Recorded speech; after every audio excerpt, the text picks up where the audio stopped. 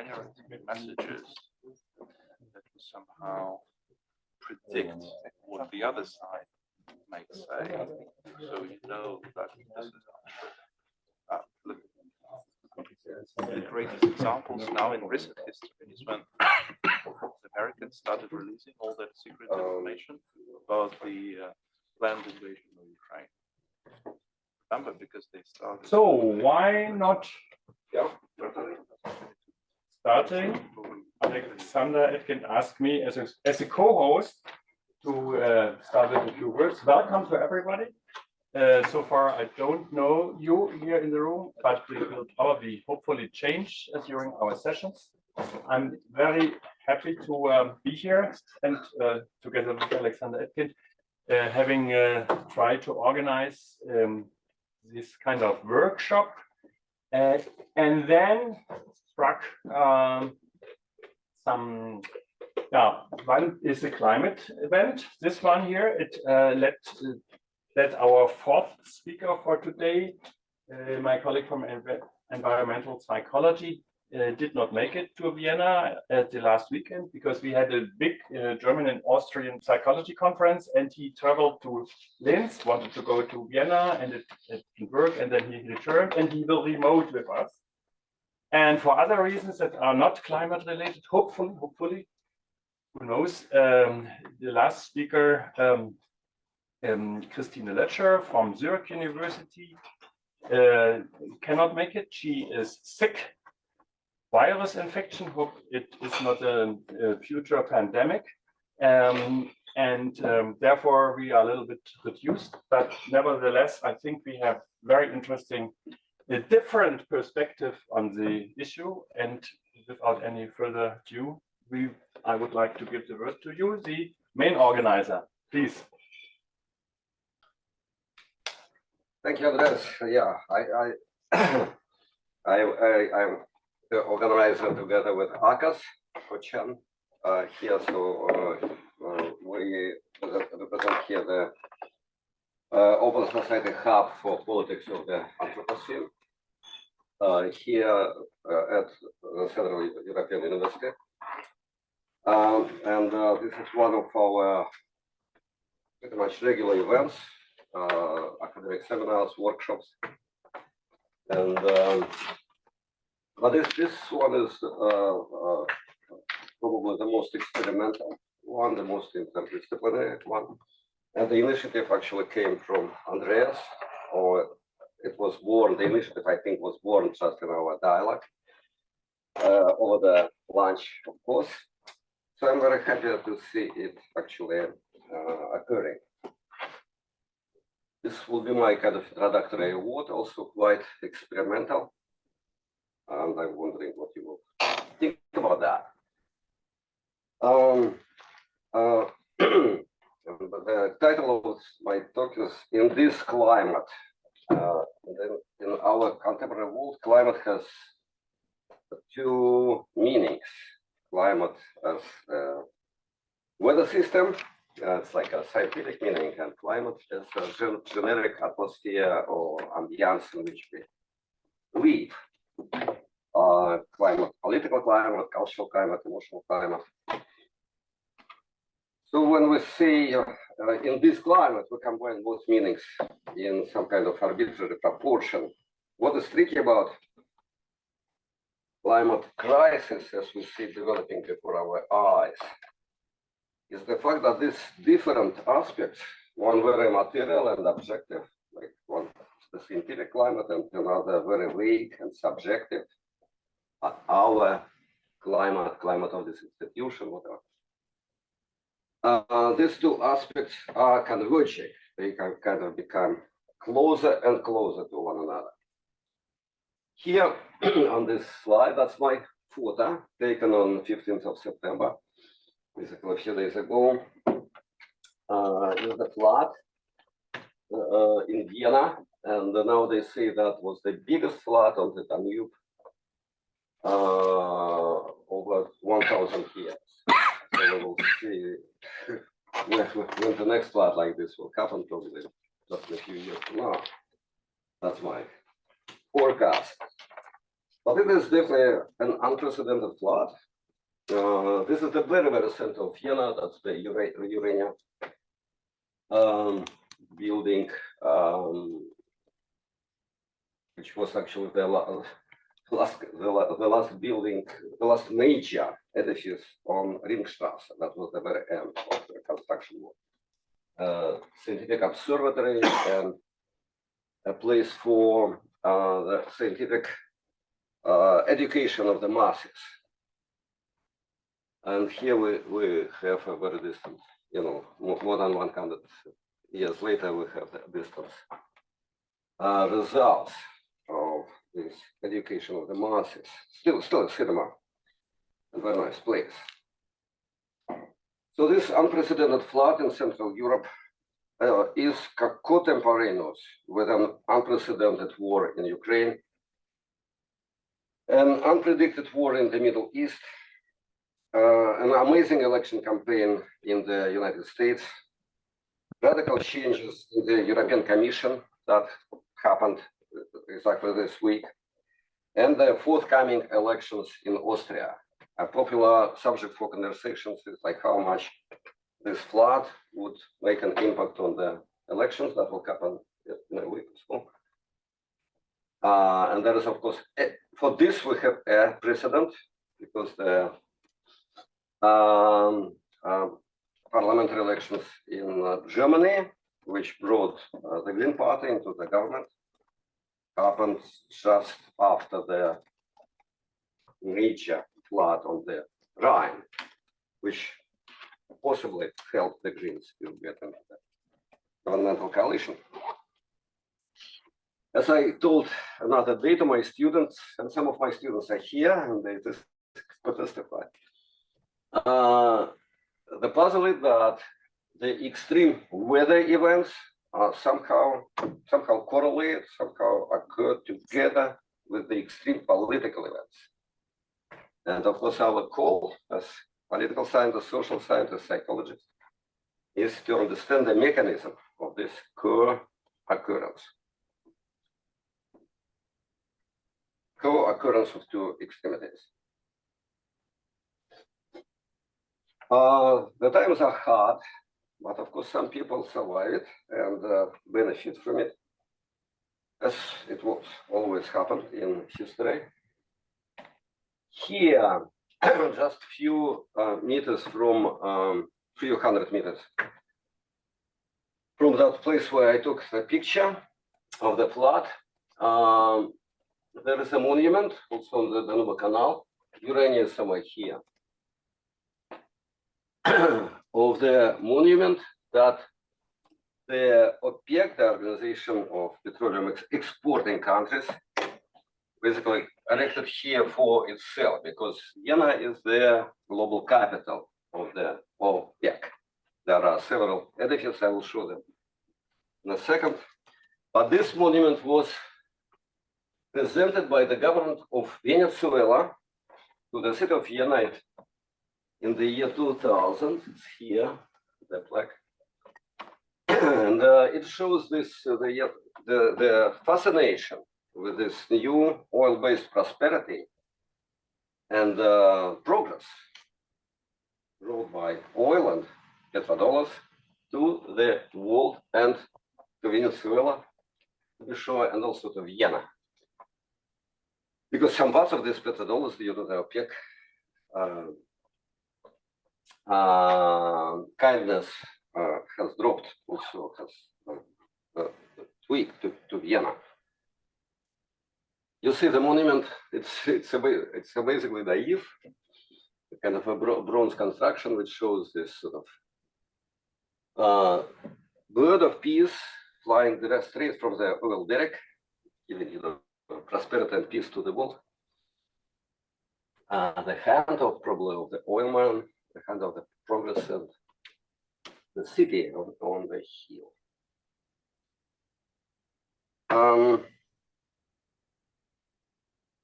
Much has happened since then, of course, but the OPEC is prospering also in Vienna. Just to give you a little idea about that, this is what they had, what they opened in 1977, the headquarters of OPEC. Then they moved to this building, kind of most fascinating. And just last year, they inaugurated a major ancient palace, which used to belong to a crown prince or archduke or something of the Habsburgs. And it houses now the OPEC Fund for International Development. Billions and trillions of petrodollars, of course, stand behind these activities in these buildings. Now transformed into OPEC Plus, where Plus stands for Russia and Brazil and several other countries. The OPEC has grown like no other international institution on the planet.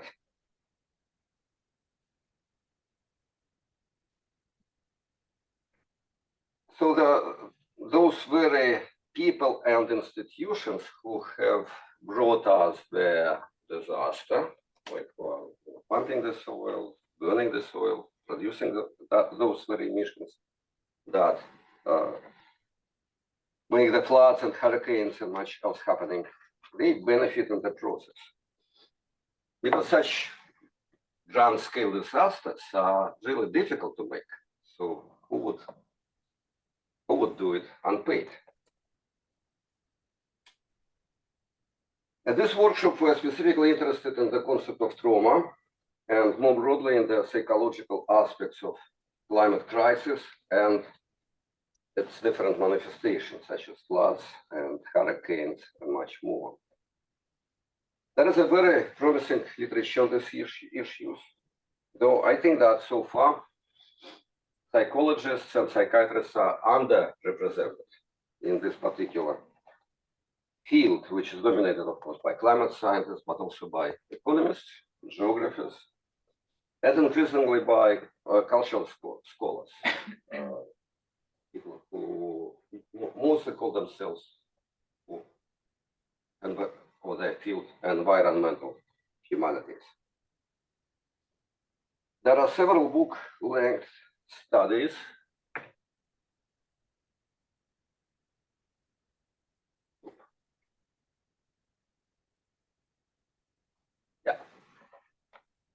including one book by one of our speakers, Steph Krabs, and his daughter. So climate trauma in the environmental idiom. This is a really interesting book, published a little bit earlier, edited by Duncan Bell, a political scientist, with a sort of implications of the climate, of implications of trauma rather than climate for international relations and world politics. So we decided to gather here a small group of interdisciplinary scholars, psychologists and psychiatrists on the one hand, cultural scholars on the other hand, and political scientists on the third hand, if there is such a thing, to discuss the emerging issues in this field. Of course, we're very grateful to our funding body, the Open Society Foundation, which has accomplished so much in the past and we hope will reach new heights in the future. So many thanks to the coordinator of the Hub, Athos, who please address all your sort of organizational questions to him, if you still have any. I'm the founder and the director of this Hub for Politics of the Anthropocene. And I'm a historian, but it so happens that in the past I also used to be a psychologist as well, and I actually have 2 PhDs, one in psychology and another in cultural history. So I'm properly interdisciplinary. In my past, I published 2 books which kind of experimented with the concept of trauma in different ways, because both books are about major social catastrophes.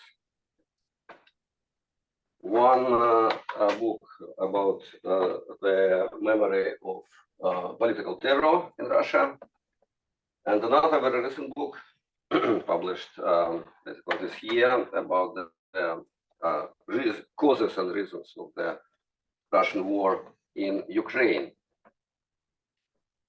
So I would definitely say that this was about catastrophes, but I would have had many reservations about saying that these are books about traumas. In this book, I specifically discussed the issue and explained why I shunned the concept of trauma. I tried to explain why more direct concepts such as catastrophe and mourning work better than more kind of complex and sometimes over-theorized idea of trauma. However, I feel more sympathy for applying the trauma concept to the contemporary climate, quote unquote, and understood in both meanings at once.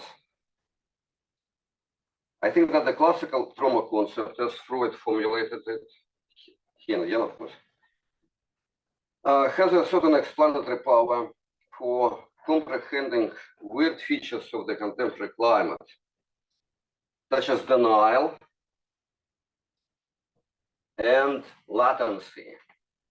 These are both key concepts that Freud ascribed to trauma, and we, using usually different terms, we commonly talk about denial and latency when we're talking about perception or misperception, information or disinformation about the climate crisis. Without the concept of trauma and connected psychoanalytical ideas, it is hard to explain why humanity, which has had a perfectly good idea of what's going on with its climate since the 1970s, or even the late 1960s, when the Club of Rome first stated its position on the planetary limits. So why humanity that has a clear view on all these issues? Very good, very well articulated advice and models coming from its leading scientists. Why humanity did not and still does not respond to this understanding by adequate means that humanity has in disposal. In a classical trauma, there is a latency period between the occurrence of trauma and its realization by the subject. So the traumatic event happens at one point in time, and subject's response, whether it is adequate to the event or inadequate to the event, that's a different issue, but so the subject's response would be deferred or postponed by a meaningful period of time. And that is called, that Freud called this latency period. This latency could be pretty long, could be short, or could be long, like from hours or days to centuries, as Freud stated in his analysis of the story of Moses, which is kind of a little fantastic, but kind of overstretches the same concept of the latency period. Denial or deception or more sophisticated means of disinformation are major processes that fill this latency period. So in the classical cases where the subject is an individual, man or woman, so this would be self-deception or self-disinformation. But of course, in our climate, when we're talking about major social events, climate events, and massive flows of disinformation that go from conventional media to social media and back to the TV screens, etc. So this is a technically, that's a very different, technically, physically, chemically, that's a very different process, but psychologically, arguably, there are deep similarities here. Applying the trauma concept to the climate, we also hit serious problems because these analogies are limited.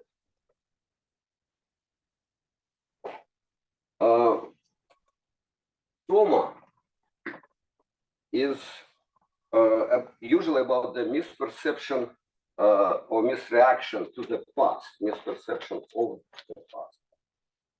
While climate denialism is mostly about the present or, which is very important, about the future rather than the past. And of course, for a subject, it is much easier to deny or to distort the future than to deny or distort the past. That's because really nobody knows the future. We are all kind of doing our guesswork. Some experts, say climatologists, know it better than others.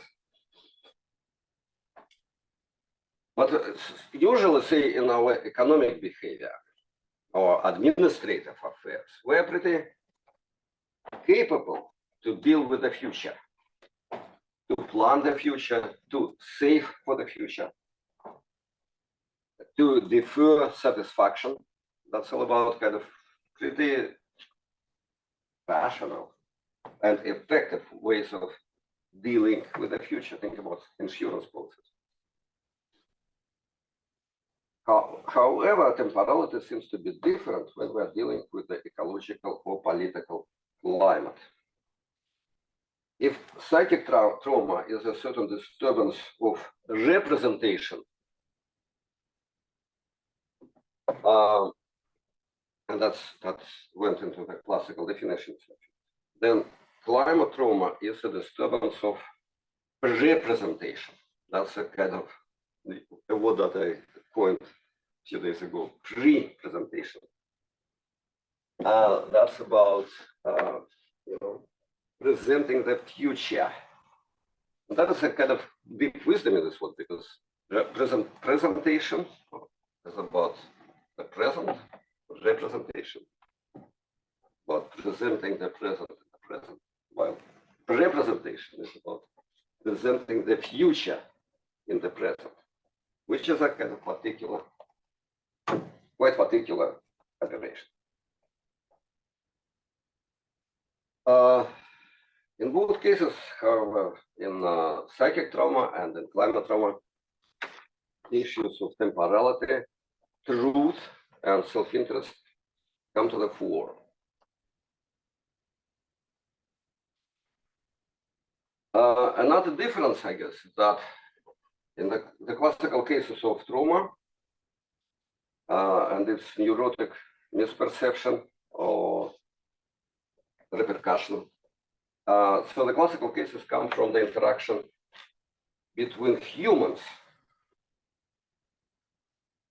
Sometimes, well, even if it is a shell shock or war trauma, still it comes from the humans.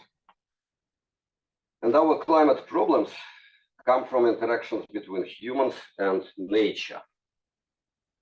Of course, still like at war, humans may make this impact on nature, and then nature responds to us in its own language, such as floods and hurricanes.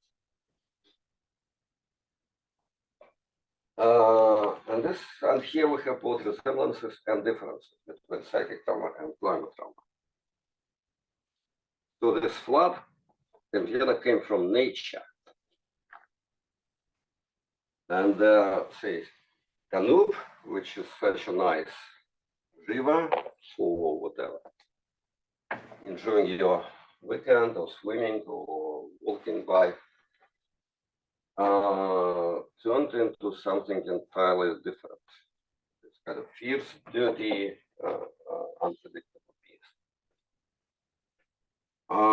This transformation of nature, transformation of the friend into the foe, is traumatic, of course. All kinds of monsters and werewolves come to mind, trying to understand this rapid and unpredictable and dangerous transformation, turning friend, a source of whatever satisfaction, enjoyment, resources provide nature into the foe. In a text that is closely connected to the trauma theory, Freud pointed out an image that could help here. This is Clorinda, a female character, the female protagonist of the 16th century Italian poem by Torquato Tasso, Jerusalem Delivered. So the poem tells a mythical story from the First Crusade. In the story, a Christian knight, a crusader, Tancred, falls in love with the Muslim female warrior, Clorinda. Tancred and Clorinda. There is an opera about that. But I think most of contemporary readers know this story from Freud. So Tancred, Tancred and Clorinda has a quick romance, but then Tancred does not recognize Clorinda in her armor, in the helmet, etc. And they have a battle. In a battle, he kills her. He kills his lover in the battle. After wearing her, so he recognizes her while he removes the helmet. So on this print, you see the moment of recognition. And then he starts mourning for her lost loved one. And he finds himself in the poem in an enchanted forest that strikes the crusader with terror. It's very scary. And on this print, we see the forest as well. Magic tree. And Tancred, in a kind of fury, he gets insane. It's like his whatever mournful or traumatic response to the loss. So he keeps waving his sword and cuts the tree,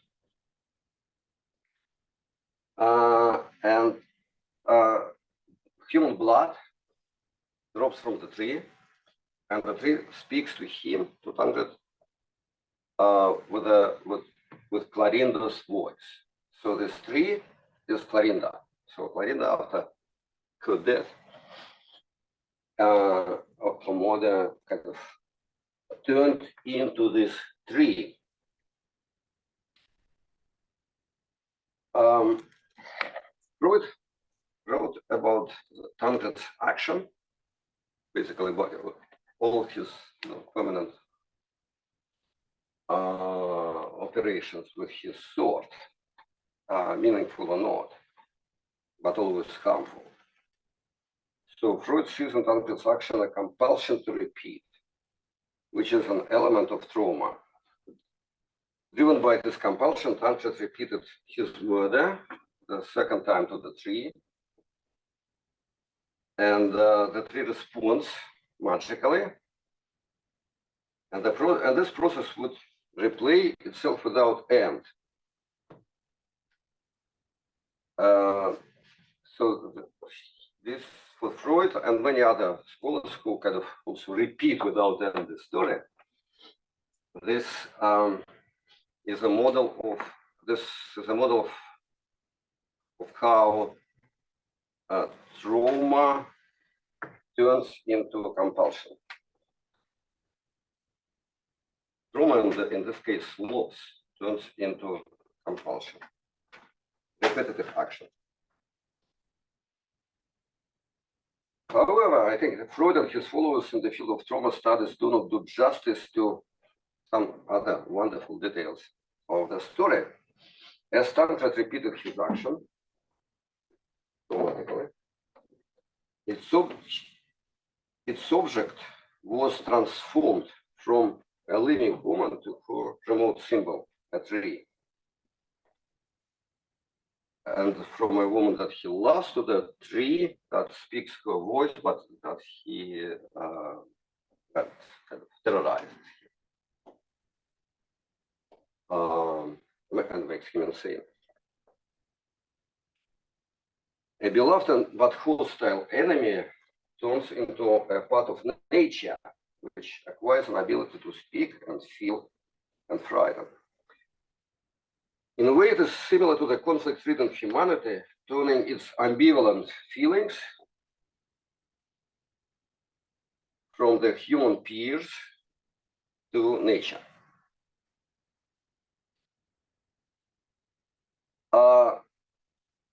And in this story, like in many, many other stories that I will come to just in a second, nature is a female. Clarinda. Some feminist theorists applaud this imagery, which presents females as nature and nature as female. But I find it quite suspicious. Do we really need to extend our gender stereotypes? Very dated, kind of archaic ideas about gender, about females, about nature, about males. Do we need to extend these archaic ideas this way? Definitely, there is a big cultural tradition under this identification and femininity. In sorry.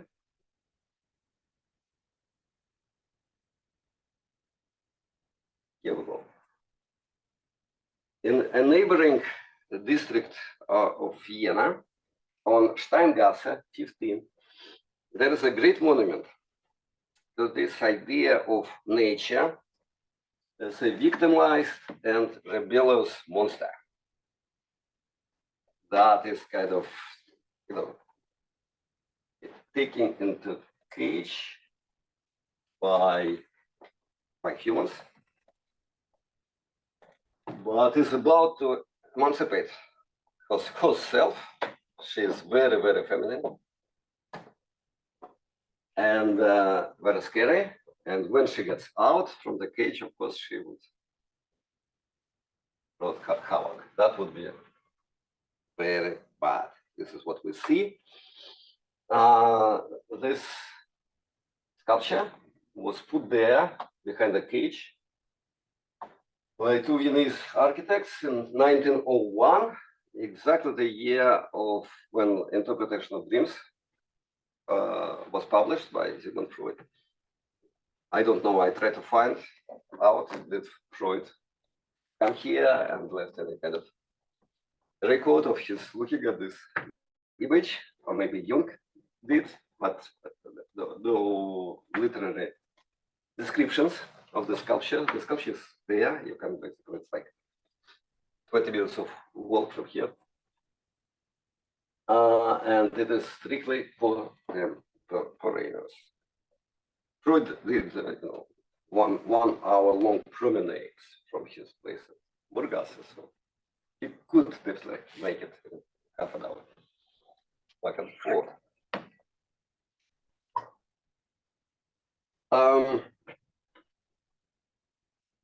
You probably all know the name of, unlike the sculpture, which I hope you have never seen, but you could. You all know the name of Bruno Latour, the late French philosopher and sociologist. In his recent books, Latour promoted the Gaia theory, first formulated by the British doctor and engineer James Lovelock. This theory, the Gaia theory, identifies the whole planet, the Earth, with all its living and dead matter, including you and me, including all of us, with Gaia, the Greek goddess of earth, fertility, and revenge. Here are some historical representations of Gaia, the goddess. She is explicitly feminine. And on this picture, from Florence,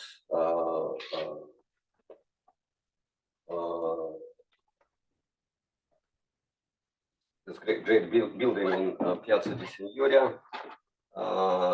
This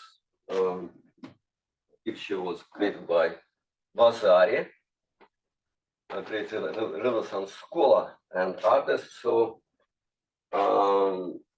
Gaia, with the help of her son, is castrating her husband, Kronos. So, planet as a Gaia, a female goddess, and in this new mythology, Gaia is eager to rebuild the terrestrial equilibrium, which has been severely violated by humans. And Gaia would rebuild this equilibrium, restore the balance by sacrificing the humans. Peter Ward, a paleontologist, so here is a book by James Lovelock, one of many, The Revenge of Gaia. So Gaia is feminine and Gaia is revengeful. This is a really great book by Bruno Latour, Facing Gaia. Peter Ward, a paleontologist, responded to this Gaia theory by the Medea hypothesis. Medea is another Greek goddess who is actually killing and eating her children. This is what she does. Gaia does many things, good and bad, but Medea is really bad creation. Medea hypothesis. So the idea is that the planet, as Medea, regularly, like every whatever,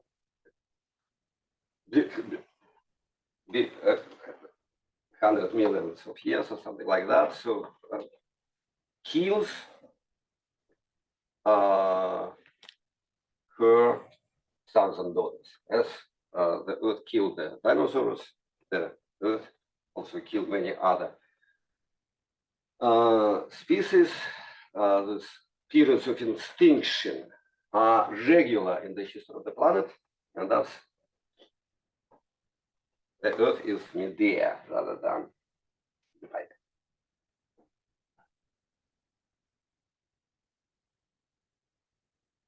In his lectures of 2017, Facing Gaia, Latour contrasts his Gaia to Thomas Hobbes' Leviathan. So it's like that was a male, master and monster. We should leave it in the past. We now have our master and monster. She's feminine and she's radically different from Leviathan. Latour's ideal kind of state, the new climate regime, is a part of Gaia, she says, a feminine organism that includes nature and humans in one comprehensive self-regulating body. Leviathan, of course, has a visual image that is known to everyone. You also remember it as the cover of Hobbes' book. I was Gaia, however, it's really kind of difficult to imagine, and even those pictures, Renaissance pictures that I showed you, they're not convincing. There is no like clear view of God. And looking for this, for a picture to juxtapose to Leviathan for my lectures, I hid this piece from Latour's book, Facing Gaia. He describes how several years ago, and in fact that was 2015, when this issue of Nature magazine was published. Nature magazine at that point sort of adopted and promoted the concept of the Anthropocene and showed it in this on the cover. So Latour writes and told his students in a lecture, when I noticed the new issue of Nature on the newsstand,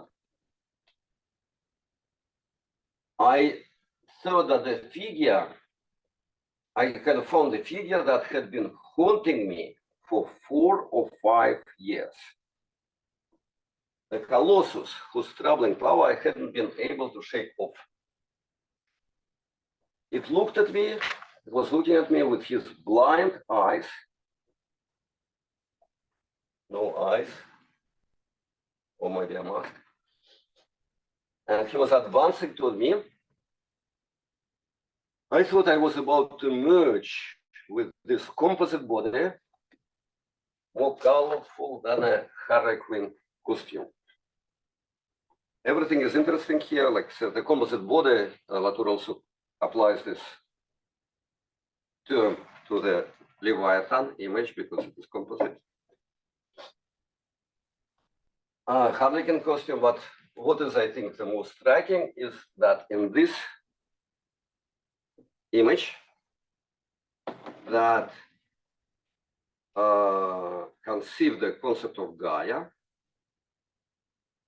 in Latour's work. So the image is masculine, not feminine at all. This is a man. So this composite image of the planet is a male rather than female, which basically changes the whole thing. The core thing about Gaia. And Latour sort of describes his whatever compulsion, obsession. He was obsessed with this for 4 or 5 years. And that's analytical, I think that's kind of very interesting. So we're dealing with the cover of the Nature Journal of 2015, an issue on the Anthropocene. This composite male body includes the whole of nature and all of us as his parts and parcels. And if whether the artist who produced this for Nature meant it or not, but for Latour it was very clear that this is a response to Hobbes' Leviathan, the contemporary response, in which, in this response, the prince, the king, the master, it includes nature, while in the Leviathan, on the cover of Leviathan, nature is explicitly under the master, since it dominates nature, and nature is separate from his body.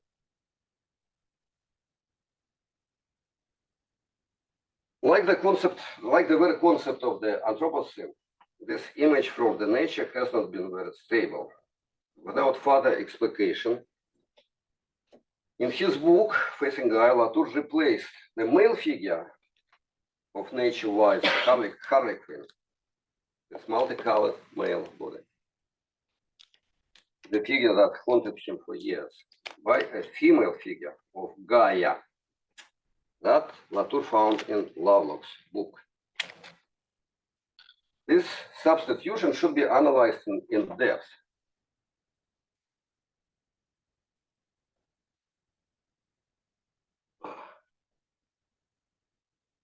here we go. So the cover of Leviathan and the cover, that were cover of Nature.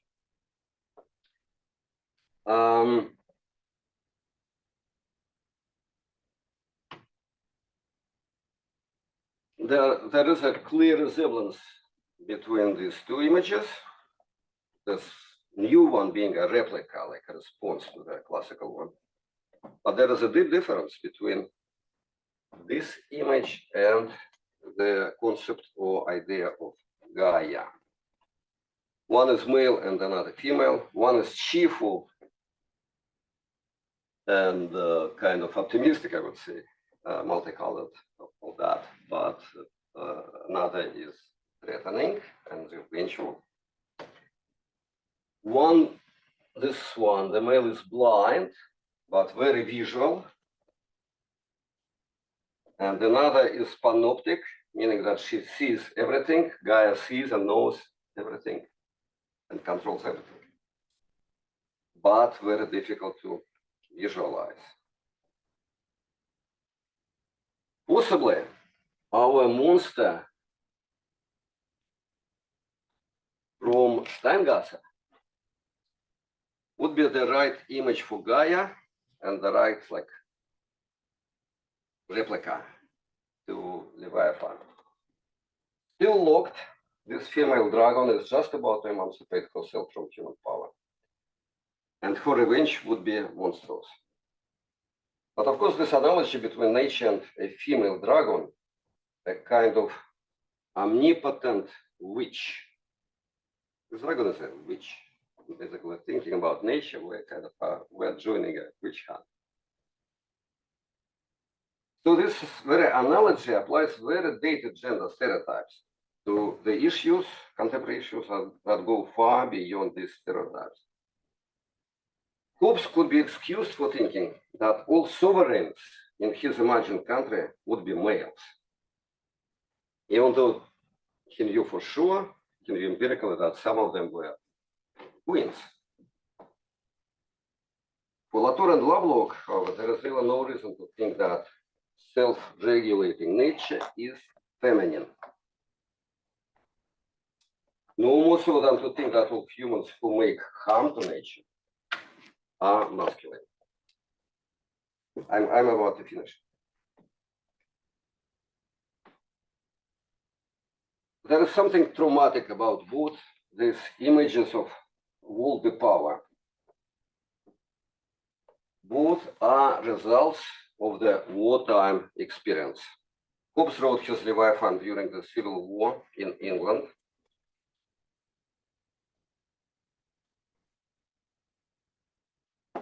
And another one, of course, was also the time of multiple wars. And the Gaia theory has been formulated during our war with nature. Arguably, humanity has found a political response to Leviathan. It is democracy, self-rule, which did lead to decades of human prosperity, only in democratic countries, of course. We need to find a similar response to Gaia, and Latour paved the way to this response in his works. Talking about, say, the parliament of things, or giving political power to rivers and to mountains and to the atmosphere. Democratizing Gaia would mean taking the composite nature and all its various elements as legitimate partners in the common cause of survival. But if Latour wrote, basically, it's a utopia about the parliament of things, we keep paying to the OPEC plus for destroying the planet. As Hobbes and Freud wrote, among others, people are irrational. They fail to add, I think both of them fail to add, that in contrast, nature is rational and predictable. People often act against their interests. Nature just realizes its power. Thank you very much.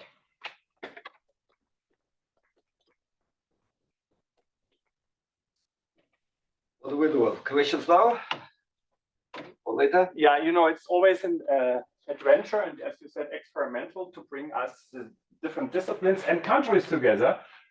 You know, the Swiss people like me like being in the time plan, and actually time is now out for what we planned, and at the end we will have more time because Christine Lötscher is not here. My suggestion would be we take your thoughts, preserve it over the day, and we'll discuss it at the end. Excellent. To save a little bit the time planning of today.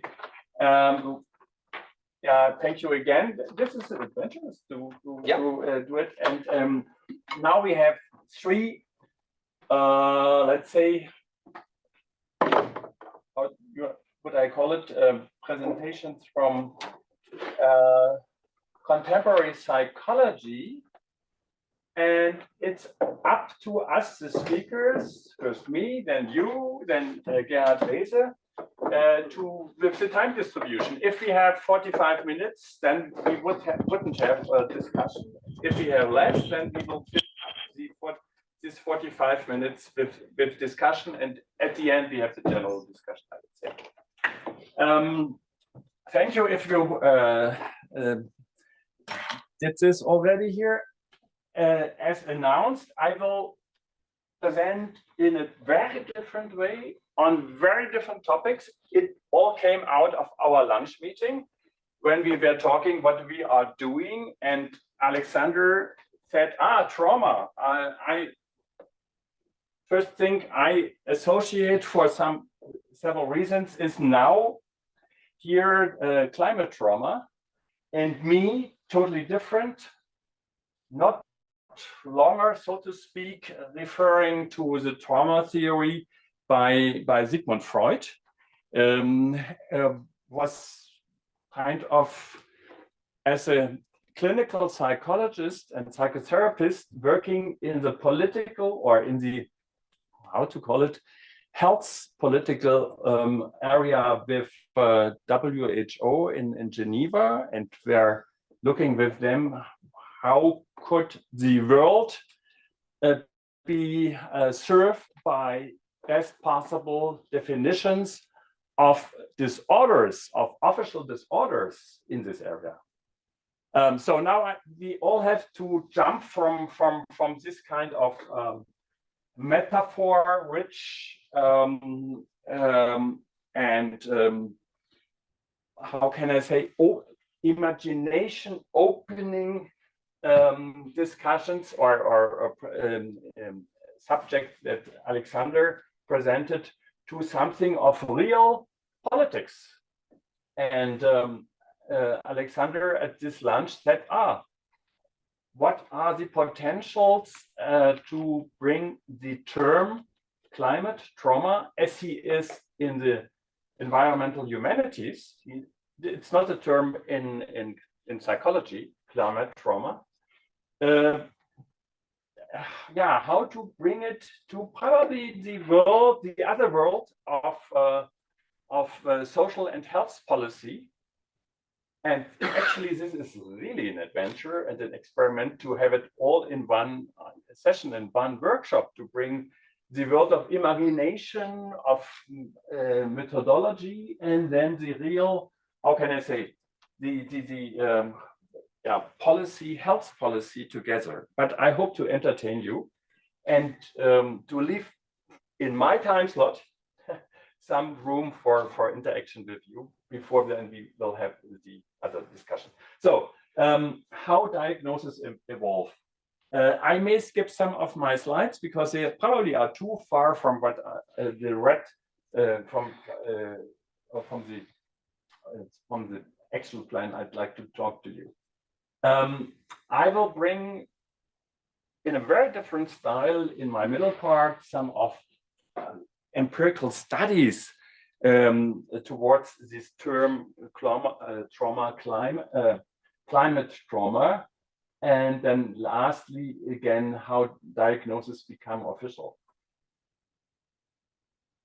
So now you know kind of a switch of procedures of what you heard before and probably what you will hear in the next 3 presentations.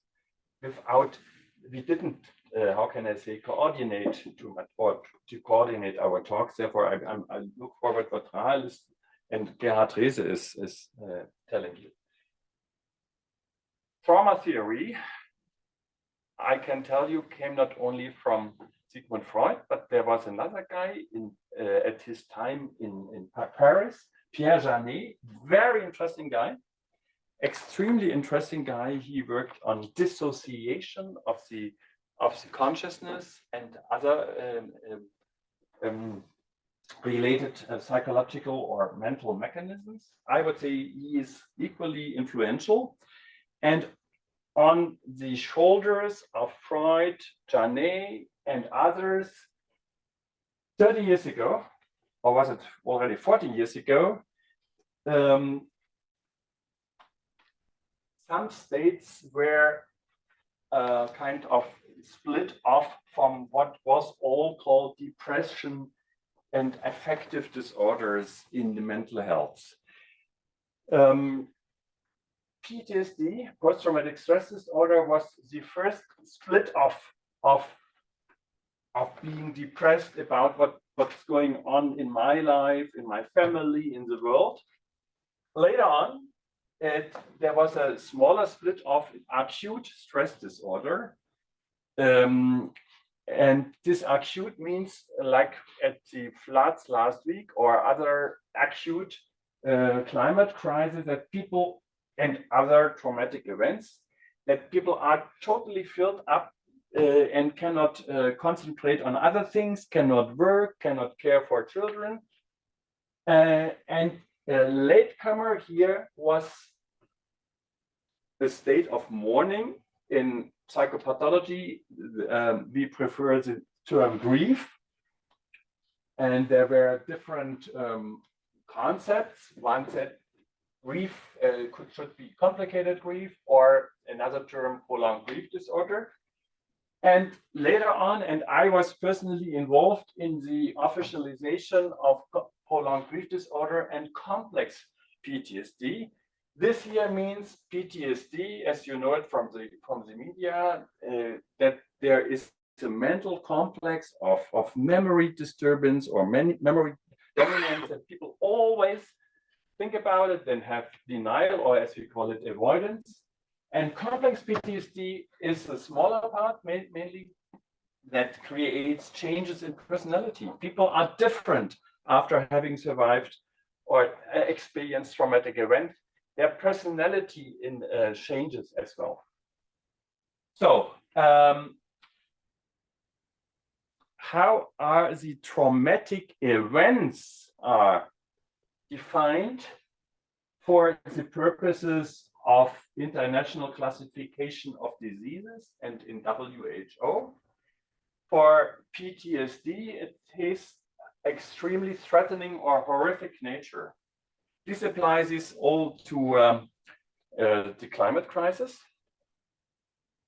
And for complex PTSD, it says in the official definition, extremely threatening or horrific nature, most commonly prolonged or repetitive events from which escape is difficult or impossible.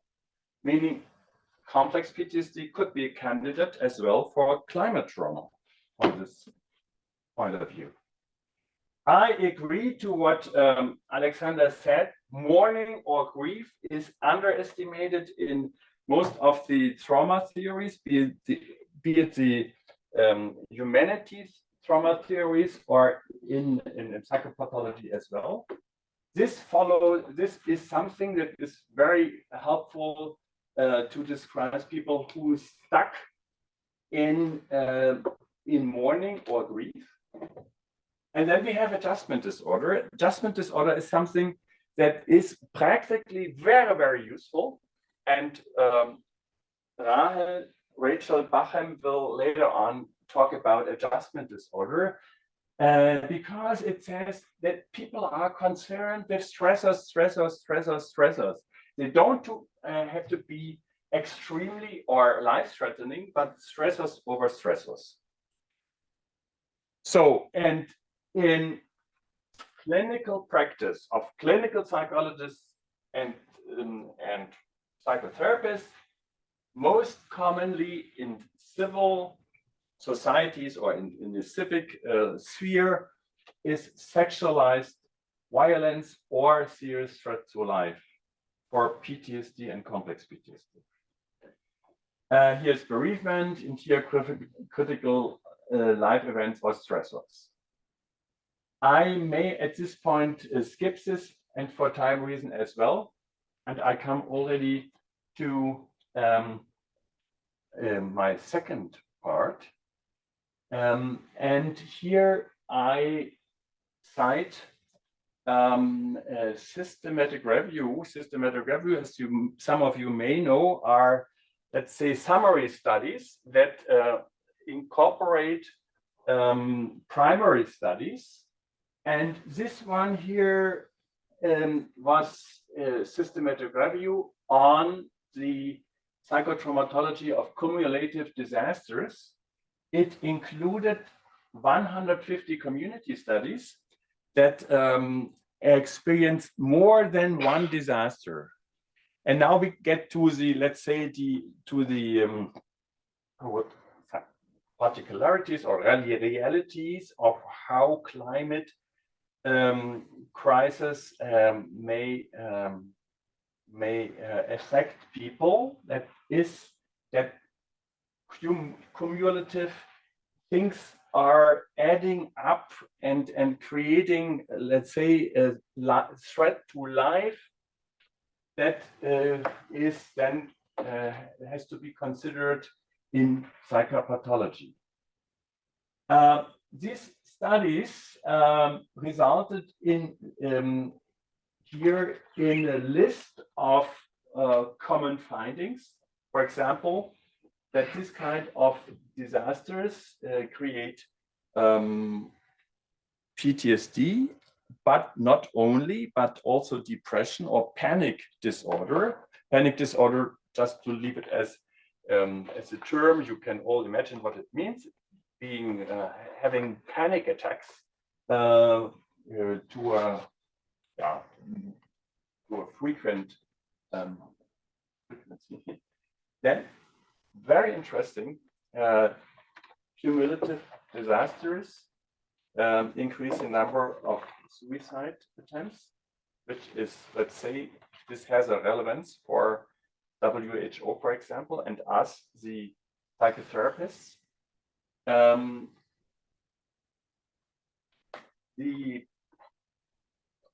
What we call the dose effect, meaning the severity may add up with losses of belongings, losses of other persons, losses of finances, of housing, and so on, determines the first two lines.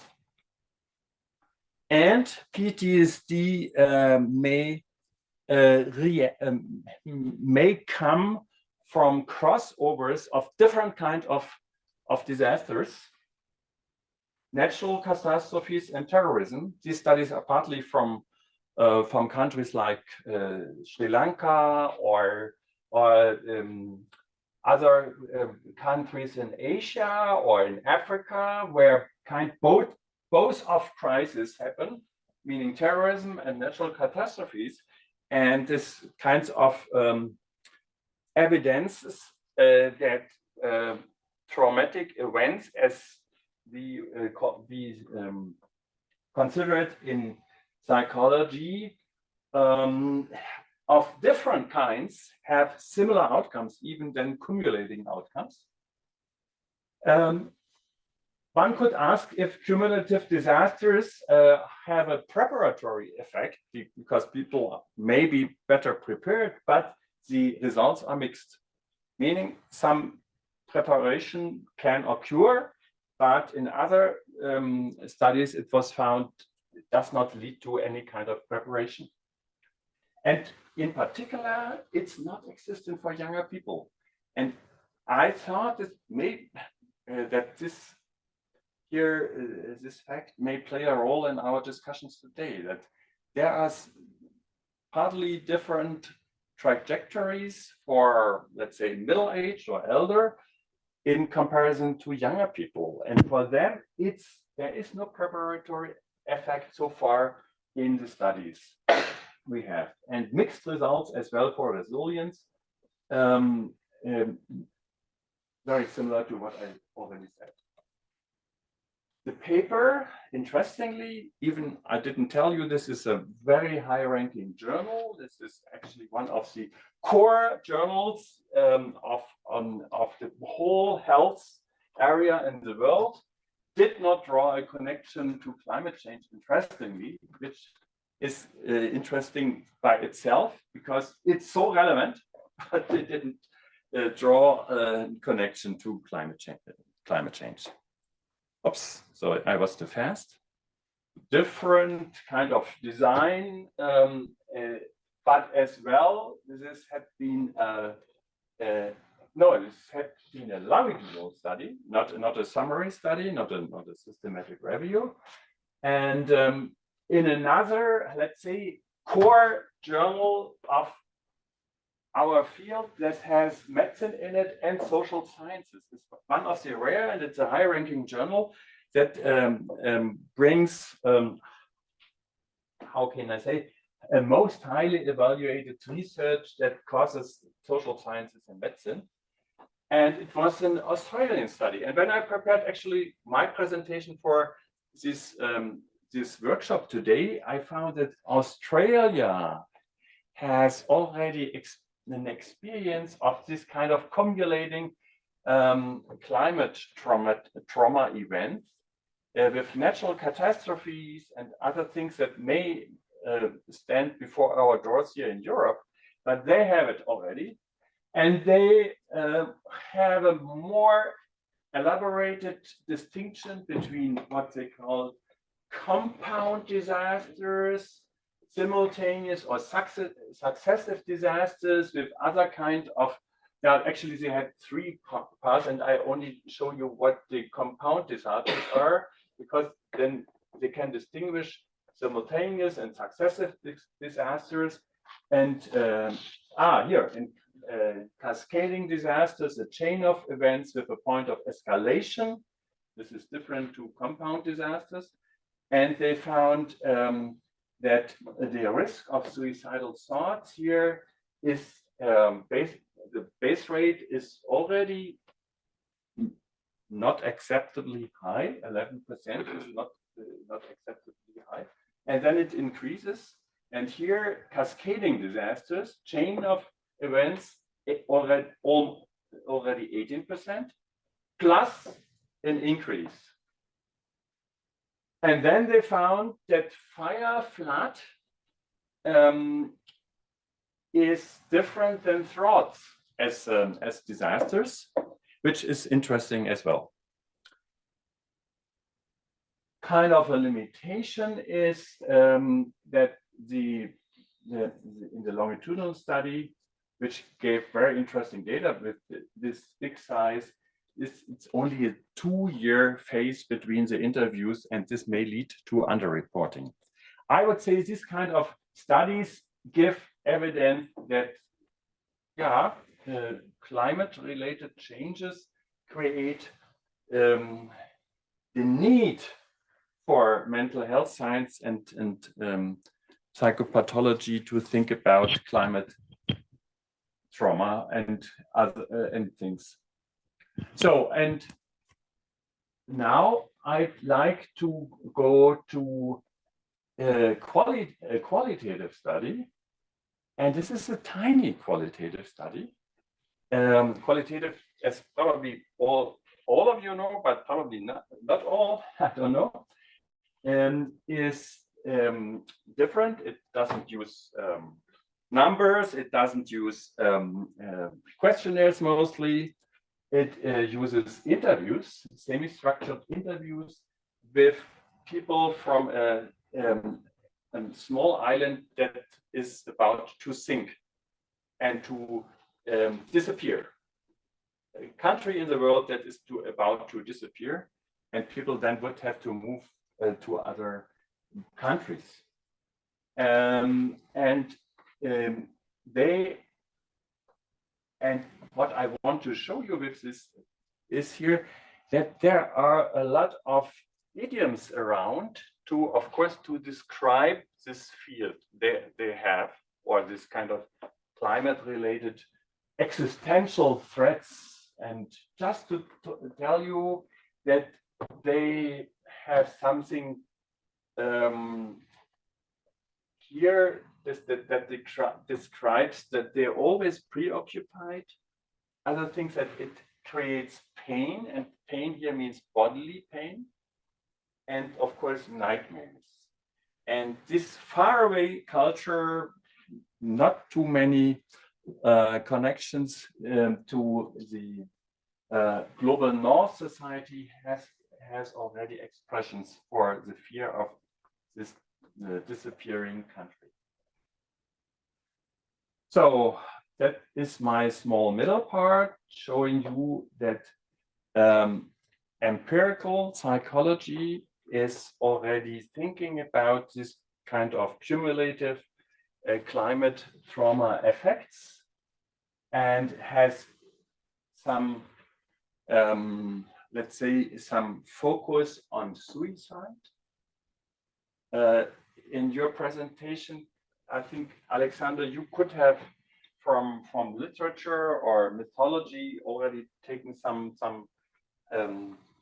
let's say, examples for suicides in relation to what we are talking about, because I think for a long time these kinds of threats we are facing go together with increased numbers of suicides.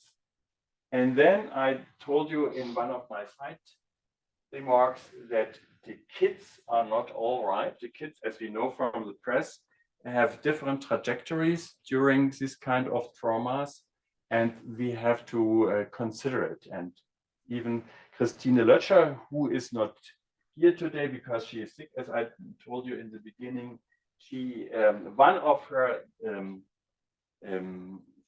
foci at her work is looking at child literature, child novels that are considered, and she would have brought, I think, her perspective on the kids are not all right. My last part, now let me have, I'm not too good in my time management as well.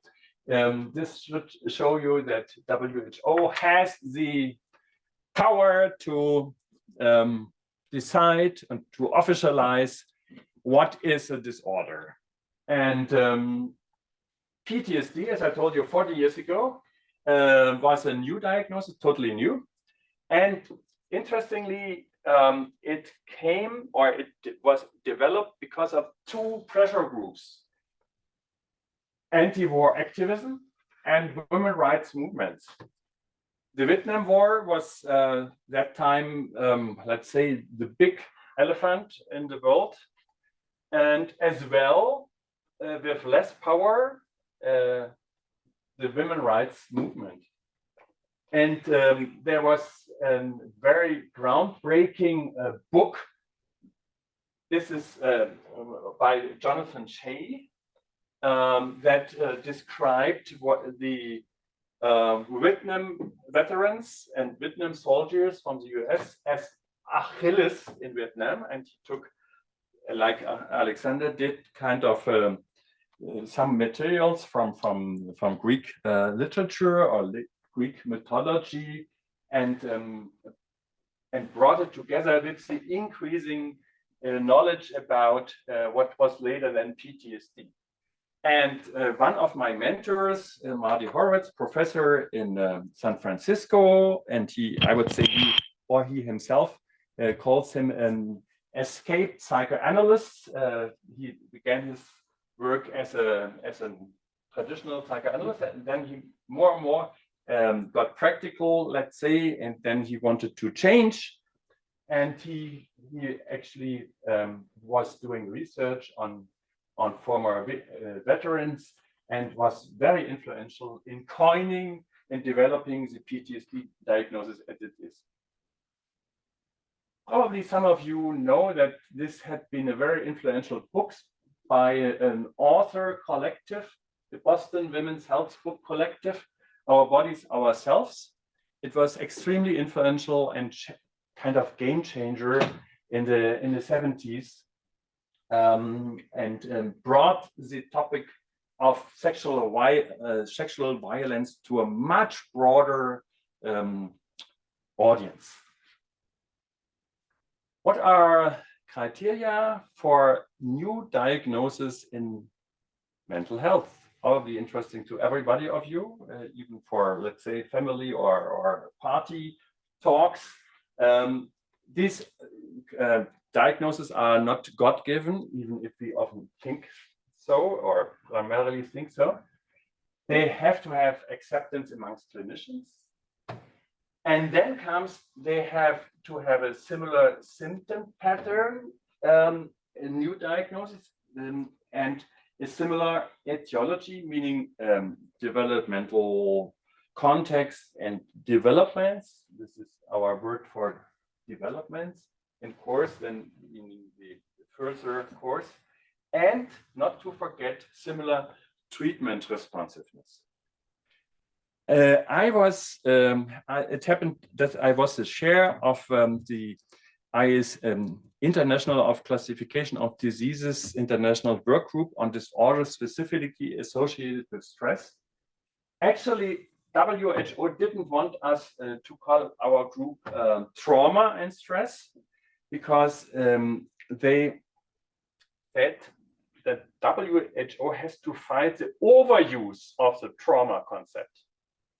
There is an inflation of the trauma concept, and that may play a role as well in our later discussions, because there are so many trauma definitions around that they said, let's go with the more conservative and the more embracing and old-fashioned concept of stress. And you see here people from almost all continents, or all continents were represented.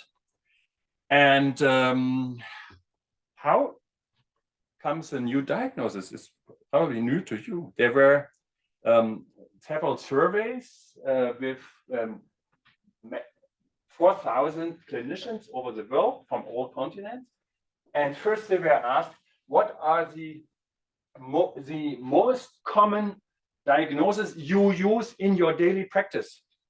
This is not what we call the prevalences of mental disorders. It's how often do practitioners, psychiatrists, psychologists use different diagnoses. And it starts here with depressive disorder, but relatively soon comes adjustment disorder, people who get sick because they cannot adjust to a serious life event.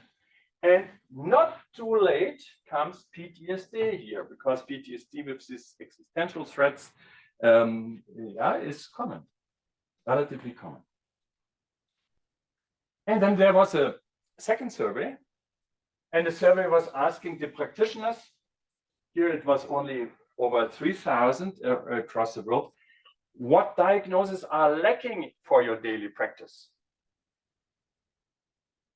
And interestingly, the 12% of these practitioners in around 2009 said something is lacking that later had then be labeled complex PTSD. That personality change appears after trauma. Not only is this mental complex of almost being reminded, being concerned, but personality changes. Second, interestingly, that changed my professional life, culture-related disorders. And on the 11th place, is still important, pathological bereavement. It was then called pathological bereavement. I should tell you, this was not a given list here. It was, how it's called, lines you the practitioners had to fill in. What would you like to have as a new diagnosis? So, and my almost last slide here said then the next study by WHO was to look where a new diagnosis, for example, here PTSD, it was already existed then 25 years in 2009, is placed in comparison to already existing other diagnoses. And this was needed to put new diagnosis in context. And I show you this here without any explanations. Actually, this is the slide for other purposes to show you how it works. And if a body, international body like WHO is considering something like climate trauma as an official diagnosis, the same steps may be needed, looking for the need, looking of if the concept is still already common in practitioners for their daily practice, and then looking how it relates to other already existing disorders. And with this, no, this is the very last thing. I didn't tell you so far, I skipped this slide as my third slide already in the presentation. I skipped it 20 minutes ago, that the trauma event definition is only a small part of what WHO and psychopathology is concerned of. More concerned we are about the symptom patterns. And Alexander already said that denial plays a role, that this kind of delaying one's behaviors towards reacting. You had another term. Latency is important. It kind of changed, but at least the denial is in its form of avoidance still in the medical definition of post-traumatic stress disorder, but re-experiencing in the present. These are all, and here not to forget for our topic here of climate trauma, the current sense of threat. I would say current sense of threat is what you expressed with climate event, mostly not for Australians, but for us here, not last weekend, something we imagine or have to fear in the future. But people who have this kind of medical condition of PTSD think always the world is a dangerous place, and they cannot go away from their thought the world is a dangerous place, and it changes their life a lot. Complex PTSD actually has the same of the three symptom groups here, then together with some personality changes. Grief is important, and for me it's really, really important to our topic as well, because it may be that people have to grieve about in a little bit different way than prolonged grief disorder, because this concerns here lost loved ones, for example, cultural loss, something that we like very much in our culture is disappearing forever. And adjustment disorder is a very practical concept of a high value to look with adjustments and failure to adjust with the changes we have to face. So now I close a little bit earlier, and I'd like to get in contact with you already now, not only later in the afternoon. We have actually 10 minutes, and I'd really love to get in contact with you for 10 minutes. Any question, comment, please? About the grief problem, so is it possible to grieve in advance if you're afraid, but okay, in the climate context, we know that we are going to lose a lot of things or a lot of practices. And so can we already grieve from future losses if we're sure we're going to lose them? Yes. You know, as I implicitly said, I'm so far not the expert. We will have Gerhard Reese here as a speaker in environmental problems. But I can tell from other contexts, yes, because people who live together with terminally ill patients, or with somebody with a gene defect, they have this kind of, there's a particular name for it, for grieving to the future, for the loss in the future. And this is, I don't have this term right now here. This is a very well-known constellation. Yes, it is, and it is well described, and it let's say it reduces quality of life. It reduces fullness of experiences and such things. Yeah, it's a topic in mental health science. Mm-hmm. Just a very quick follow-up question, because then if there is already grief before the event happens, which would be death or climate catastrophe, then does this grief help anticipate, prepare, make it less difficult to go through the event, or on the opposite? No.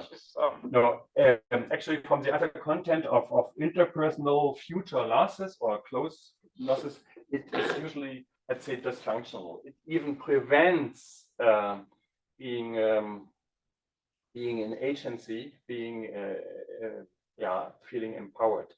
It's always overshadows the last month, and therefore it's actually something for indication for help seeking, because imagine a couple, one is about to die of cancer or other things, and then the loved one is not able to stay on a mentally healthy side in this period, because he or she is already concerned about soon you will be dead, and this kind. The preparation effects are, I would say, not too, how can I say? There are, for some groups of people, there are these preparatory effects, as I told you on one of my slides, but it's never 100% of people that have this what we call functional preparation effects. Is it like panic attack, or it's different from panic attack?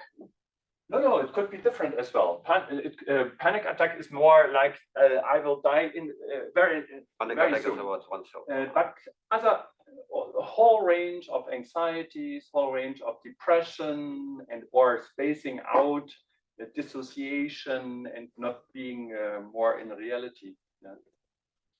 So this real. Yeah, many people are raising their hands.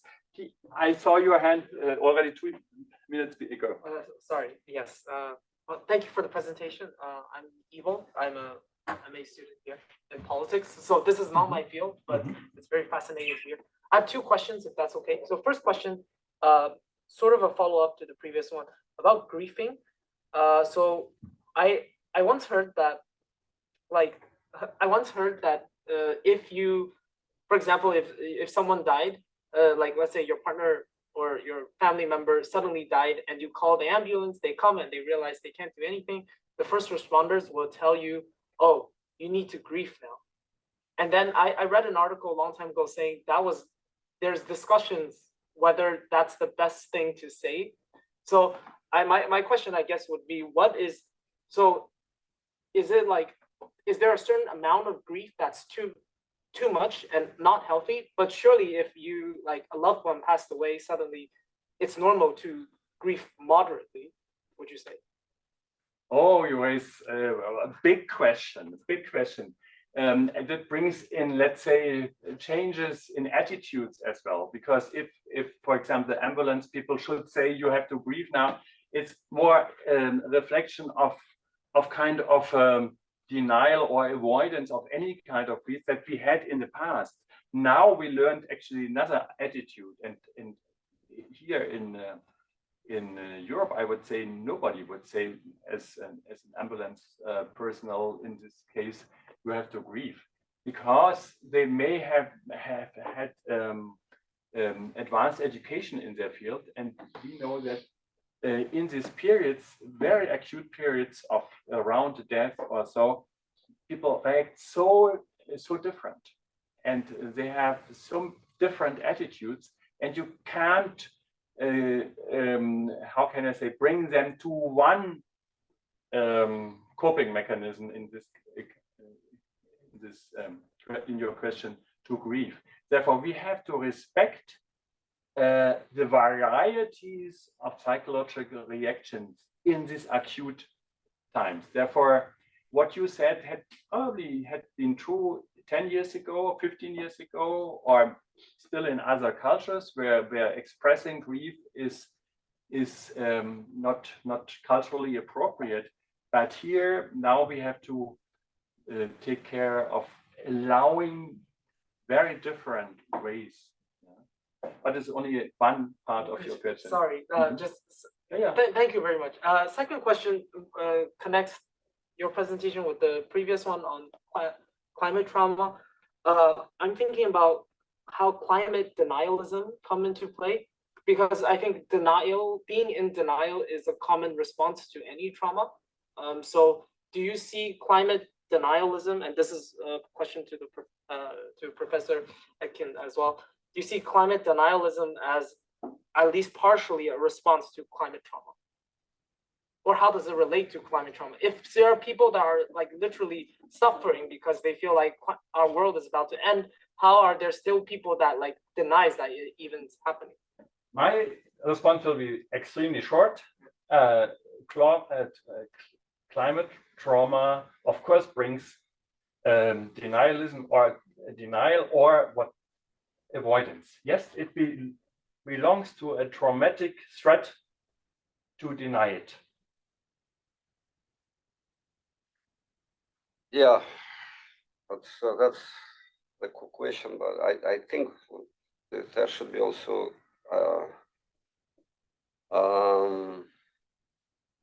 we all feel difference between the present and the future. The future is unknown. You know, there are probabilities, all this stuff. So it's much easier to deny the threat that coming from the future that's predicted by someone else than to deny the actual presence of the threat here. So here is a big difference. And talking about analogies, we should not forget about this big difference. I would kind of politely modify this. Let's have the case example of Australia sometimes in mind for today, as for our exercises. And you know, they have so many extreme weather conditions and even traumatic events with bushfires and floods. And I can tell you, this is, yes, it always ends up partly in denial, because then people try to build their houses again at the same places. And therefore, my modification is for parts of our world, it's kind of reality already. And that happens as well, in present, more or less.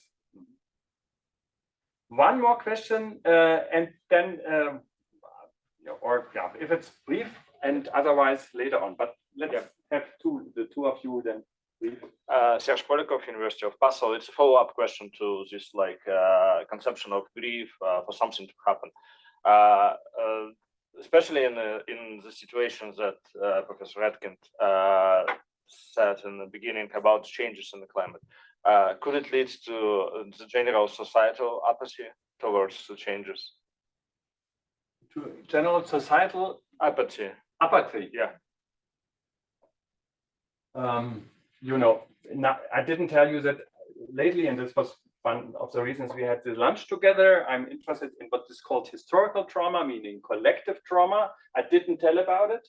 And from this knowledge, I can say yes, because it is not too much related to here, but collectives, being country or majority societies, could develop kind of apathy, and apathy then it would be kind of denial, and or yeah, it's actually more than denial. It's kind of fatalism as a cultural attitude, and comes together with denial, and this is a very interesting mixture. Yes, it can, and therefore this is probably interesting for the afternoon's discussion, to have several related phenomena of denialism, and one being apathy, societal apathy.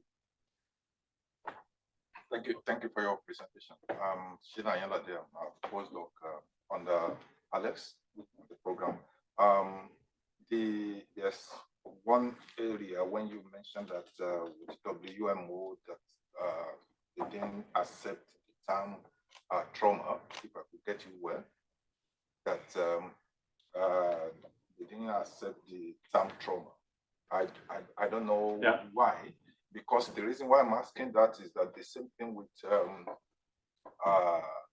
WMO2 under IPCC, which I took part as a author for AR6.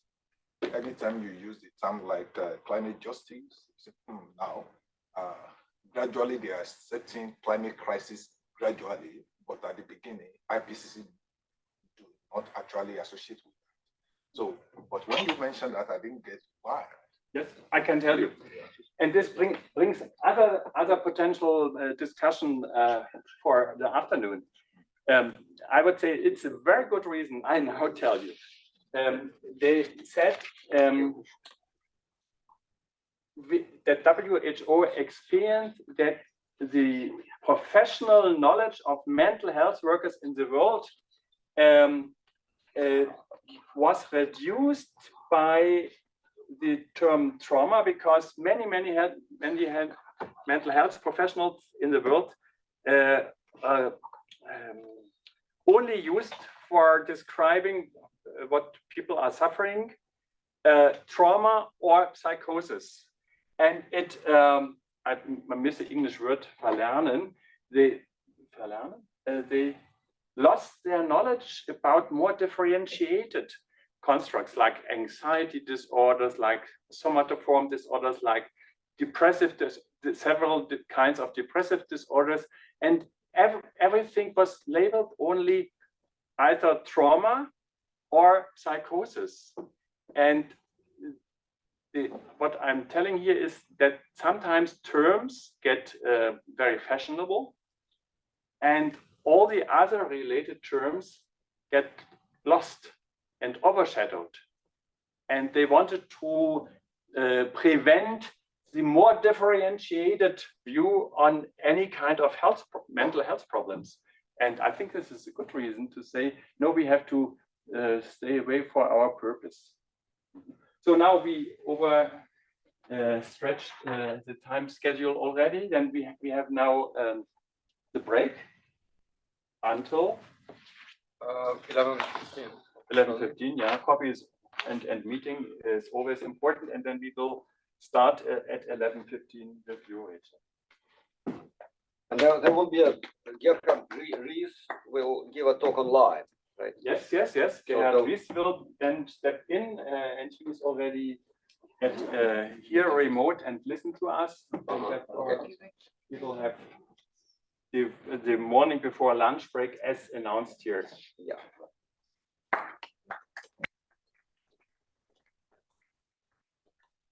In the corner of this hall, you see some tables with catering just for us. So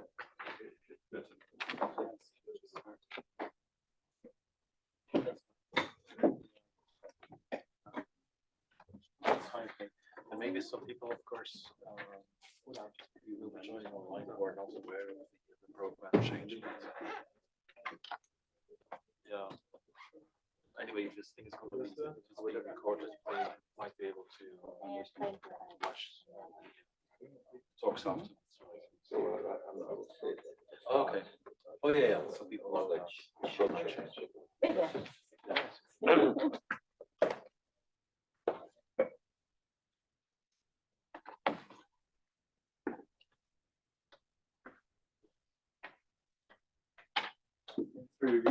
First time in my life.